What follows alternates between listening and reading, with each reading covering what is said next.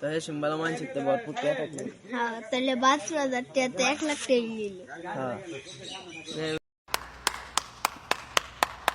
আসসালামু আলাইকুম guys, welcome back to my YouTube channel. তো সবাইকে স্বাগতম আমার ইউটিউবের আরও একটি নতুন ভিডিওতে।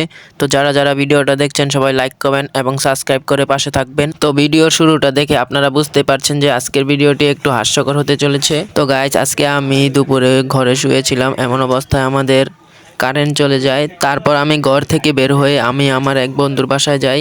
আর যেহেতু তাদের বাসায় একটি বিল্ডিং ওঠাবে, তাই জন্য তাদের ইট ভাঙানোর মেশিন এসেছে। তো এখানে এসে আমার একজন সাবস্ক্রাইবারের সাথে দেখা হয়েছে, যার কিনা মুসলমানি করানো হয়েছে। দেখুন কিভাবে হাসতেছে লুঙ্গি পরে। তো আজকে আমরা ওকে জিজ্ঞাবো তার মুসলমানের অনুষ্ঠানে কত টাকা খরচ হয়েছে।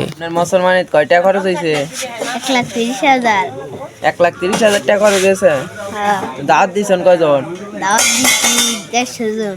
150 জনের মধ্যে 1,30,000 টাকা খরচ হয়ে গেল। হইলো তো কয় টাকা উঠছে?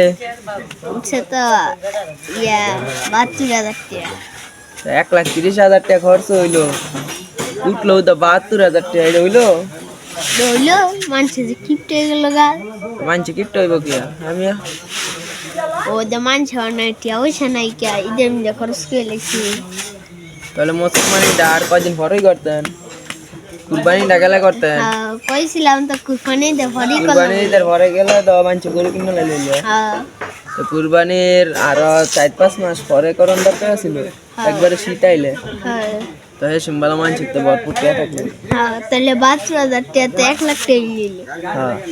তো গাইস, তার কথা শুনে মনে হচ্ছে তার মুসলমানের অনুষ্ঠান থেকে যত টাকা উঠেছে তার চাইতে দ্বিগুণ টাকা খরচ হয়েছে। তো গাইস, আমার এই বন্ধুর লঙ্গির পিছন দিয়া ছিঁড়া, তাই আমি ভিডিও করতেছি দেখে থাপা দেওয়া বন্ধ করে দিল।